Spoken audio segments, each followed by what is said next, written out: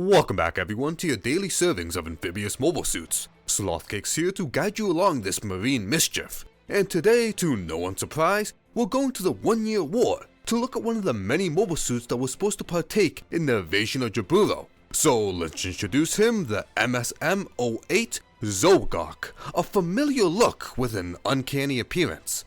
From his large, meaty hands to his odd, pupil-shaped visor, and these weird metal curves up top, which in a glance makes it look like metal eyelashes. Plus, he reminds me of Mike Wazowski if you made him scary and into a robot. He also reminds me of Gurren, and if you got the Og shrunk him down a bit, it would remind me of Login. I wonder what happens if you put them together.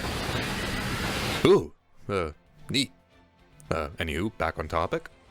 The Zogok is a prototype mobile suit that was developed during the 1-year war by Zeon scientists and engineers at California base, alongside the Guagu, Agugai, and Og.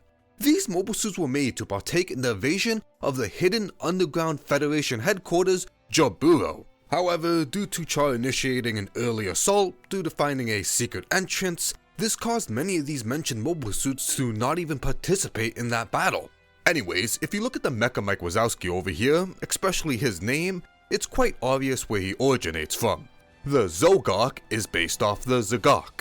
However, Zeon didn't just want a simple variant. No, they built upon the Zogok by greatly improving its close-range combat, stealth, and focused more on grounded situations, greatly reducing its underwater capabilities. The Zogok's arsenal would focus on close range, giving him some really unique choices for both mobile suits and amphibious mobile suit standards. He also makes some drastic decisions in the choice of its equipment, and as well as focusing on reducing its heat and light production, making it harder to notice and detect.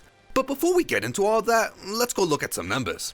The Zogok stands at a head height of 18.2 meters, and an overall of 18.8 if you count the metal eyelash things. This is about the same as the Zogoks being at 18.4. With weight, the Zogok is heavier than the Zogok in both empty and max, and we gotta note the Zogok is bigger, not by much, but he is just bulkier as well. It's got more armor on him, got bigger arms, bigger forearms, bigger backpack, and he just carries things with him, having integrated and optional weapons he can use. Now, as for generator, they're both rocking the ultra compact fusion reactor, nothing special there. However, the Zogok has a lower output of 1688 kilowatts compared to the Zogok's 2480. This is due to the Zogok not carrying any integrated beam weapons, allowing him to lower his heat and light production. Now, an interesting thing is the propulsion used by the Zogok. The Zogok, besides minor propulsion devices here and there, is equipped with a chemical rocket backpack and thermonuclear water jets. This allows for propulsion and high-speed movement on both water and land, and will make the Zogok much faster than previous amphibious mobile suits. Now, the Zogok would follow a similar path, however, he would lean more towards land. The jets on the bottom of his feet are the only dedicated water transportation, meaning his amphibious capabilities are limited to only traversing. His backpack, which is quite big, would be ground focused like standard mobile suits, making his ground capabilities much higher than other amphibians. This would all pair nicely with his weapons, so let's head over there. Starting on top, these metal eyelash things are his boomerang cutters. On top, divided into 2 groups of 5, these can be launched at high velocity at medium to close range. They're strong enough to pierce mobile suit armor, and while won't slice straight through, they can puncture and hit important hydraulics, fluids, joints, cameras, or if you're real lucky, the cockpit. Now, if need be, the boomerangs can be held and used as a melee or throwable if the situation arises. It's a simple tool, but it does the job while causing as little of a ruckus and noise as possible.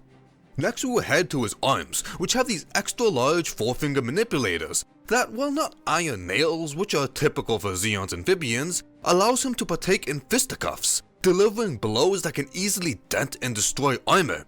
In addition, his forearms can actually extend, giving him some extra reach. This can give his punches, due to the sudden extension, some extra power and range behind them. But also he can just use the extension for other things. His manipulators still work, so he can just use them to grab something or someone if needed. Now that's all for his integrated internal weapons, for now, more on that in a bit. But he does have manipulators, and he can hold some things. Due to his massive hands, we're quite limited in what he can actually hold, but he is shown holding a heat saber, which isn't anything special, but this does give him a 1-up to other amphibians, since a heat weapon allows you to clash with beam sabers.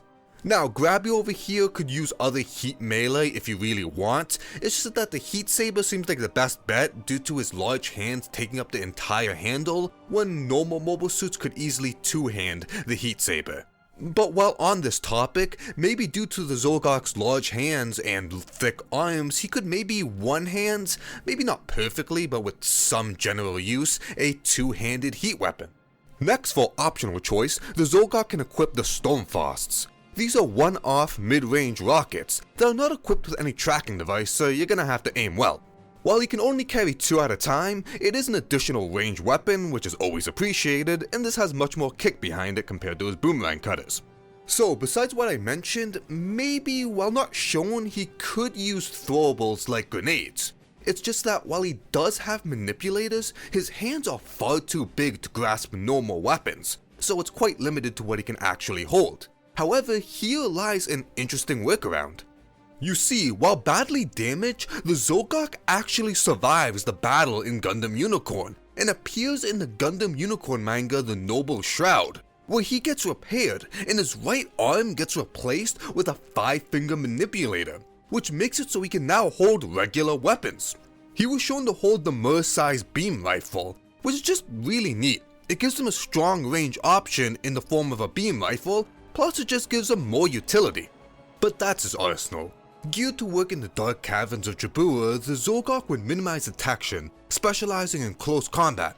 Zeon took a chance here and didn't give him any integrated beam weapons or even any aquatic weapons such as torpedoes, with only having his boomerang cutters and Stormfrost as his only range option. The Zogok needs to be up close to do any damage, and thankfully due to its dedicated ground jetpack and use of heat melee, it can duel other mobile suits much easier than other amphibians. But we're not done just yet, because there's still more to cover, because Fisto over here doesn't have any variants, but he does have a few versions. For the most part, everything I've been showing you is the most well-known Zogok, and it's not the original. This is known as the Zeon Remnants Zogok. During the Zeon Remnants uprising in Gundam Unicorn, they used mostly one-year war mobile suits for their attack, and some had to be fixed, repaired, or upgraded. The Zogok is one of them, and the only major change is in the abdomen being turned into a cooling dart. So what was it before? Well, introducing the original Zogok's wide cutters. They're quite similar to the boomerang cutters, except that in the abdomen, shot horizontally, and are shown to be bigger, meaning they have some more weight and power behind them. And the location would make these great for dueling. The height they're at is perfect to hitting a Jim's arms, weapons, or even the cockpit. So it's a pretty neat looking weapon and looks really satisfying to shoot. But at the end, it's still just a different type of boomerang cutter. And while having the extra range weapon and ammo is nice, it doesn't solve any of the problems the Zogok has. Yes, this can secure you a win up close and surprise the enemy, but I understand why the Zeon Remnants made the change. On paper, the utility the extra events provide is just much more appealing. Heading over to Gundam Aggressor, a manga which has no official translation but is currently being fan translated, so go check it out. I would recommend it since it has plenty of Amphibious fan service. Oh yeah, also, slight spoiler to the Aggressor manga. I'm not going to give you any plot spoilers, but this is a mobile suit and all of its shenanigans it can do that I'm about to tell you. Anywho, in this manga, a second smaller attack on Jaburo happens, and in this, we get to see Captain Maximilian Schell's custom Zogok, which has a few key changes. Right off the bat, the damn thing is sexy. It's got this knightly look to him, and with this extra armor around its arms, and this headpiece in the front, which kinda looks like a huge commander fin, and on that it has this tiny little visor, which is just so adorable. It looks like it gets the sun out of its eye. Absolutely cute. I love this thing. But that's not all. The next eye catcher is on the left arm, being replaced with a Zogoks, giving him iron nails but more importantly a mega particle cannon, which being based off the Zogok, the parts being compatible and having the generator support it does make sense. But if we look at his other arm, he's holding the handle of a heat saber, which is odd, it's just the handle, and later on it does get deployed showing the blade. Now you might think this is a beam melee weapon, but it's actually the original MS-07B Goof's heat saber, where it's a memory metal that shrinks when it's not in use and expands into shape when deployed. But due to this just being a complicated heat saber, it turned out to be expensive to produce, so it was later on scrapped and replaced with just the regular heat saber. Now, all this shit is cool. It's just cool looking. This guy's a really cool looking mobile suit. But there's still one more thing we have to talk about, his wide cutter, which like everything else is also unique and also cool. Being shown to only hold one, the cutter is huge and looks like a jet, but things get weirder from here. When deployed, it's actually wider than the Zogok, and its wings fold in when stored inside. Also, a drastic change is it's rocket propelled. So not only is it bigger and heavier, but now has significantly more force behind it compared to the boomerang cutter. Now, in the manga, this was shot at a gun tank, and while he did use both his hands as a shield and was able to stop it, it still sunk pretty deep into him. My opinion, honestly, it should have gone straight through the gun tank, but plot made sure it didn't.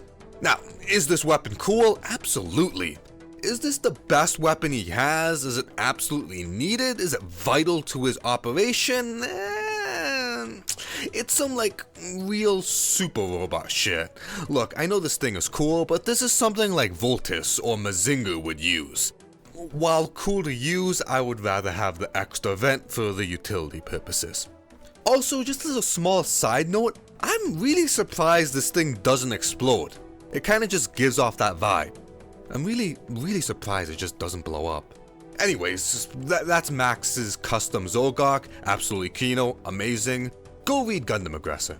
So, to end this segment off, let's look at some early concept art of the original Gundam. We are shown drawings of Zeon's amphibious mobile suits, and there we see something that's clearly the Zogok. We see the wide cutters, which here just looks like horizontal boomerang cutters, and also his arms. It looks like he has claws like the Gog, but also the extend arms go up much further, like a cartoonish length. Remind me that of Getter 3. The concept art isn't the only depiction. There's few artworks like Kazuichi Kondo that shows a real long reach and a very like bendy arm to it. Now, we can just put this under as this was concept art or maybe an idea and that's that and move on, but I'm here to entertain, so let's look at it realistically. What if this was an actual option for the Zogok? First of all, I feel like this would be insanely expensive to develop. How the hell this would stretch that far is beyond me, and doing things like repairing and maintaining it just seems like another headache. The benefits, you could nab someone from a distance or punch someone from long range, which is nice, and if you have things like the heat saber, you could do some cool things with that, but I just feel like it's just not worth how much this would cost.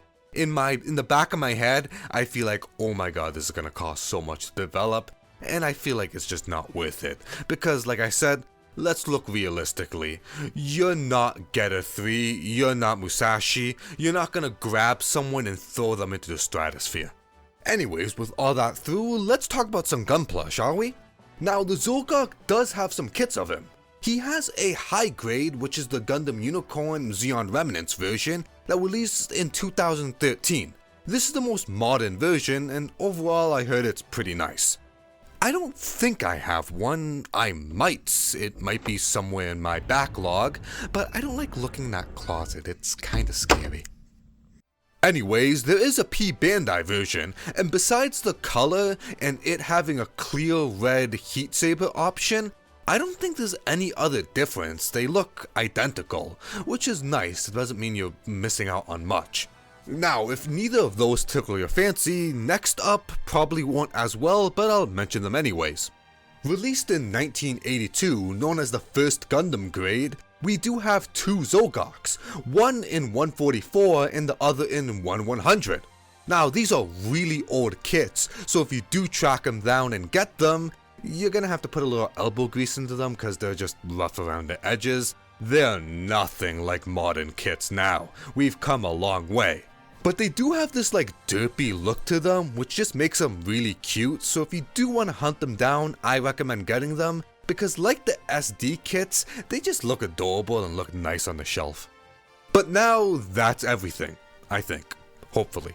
While the Zogok was made for the Battle of Jaburo, he's rather flexible with these variants, and even 10 years later, he's still holding his own. But there are problems. The Zogok lacks any solid range weapons. With cutters and Stormfrost being the only choice, he's geared to heavy close quarters combat, and in an open area, I can see situations where the Zogok would struggle. And while his unique weapons are cool, they add to the cost, and now you're gonna need special spare parts. And while being unorthodox is a plus, it makes it harder to fight you, it also makes it harder to use. Like the Zogok, it now needs a skilled pilot that's comfortable with him. But it's not all negatives. Him having access to heat melee allows him to clash with beams. His low heat production and dedicated ground backpack makes him a fast, sneaky mobile suit, and with Max's custom, he's open to some flexibility. But this raises a question. If given a second chance, maybe through the United Maintenance Plan, how would the Zogok turn out? Now, while thinking of this subject, I'm gonna keep it brief because I can spend all day on this, and I do think it deserves its own topic and video. But just to entertain, let me throw a few examples. Now, let's call him the Zogok E. And like the Zogok E, he's gonna have better stats and better equipment. But from here, my god, we can do anything. We can go with Max's custom, but give him a Zogok E arm. Or we can make one of his hands just a regular 5-finger manipulator, allowing him to use regular weapons like a beam rifle, or maybe even a beam saber. Then from here, we can do a lot. We can do the Zeon Remnants path and replace the wide cutter with vents. We can remove the extendo arms to lower production cost.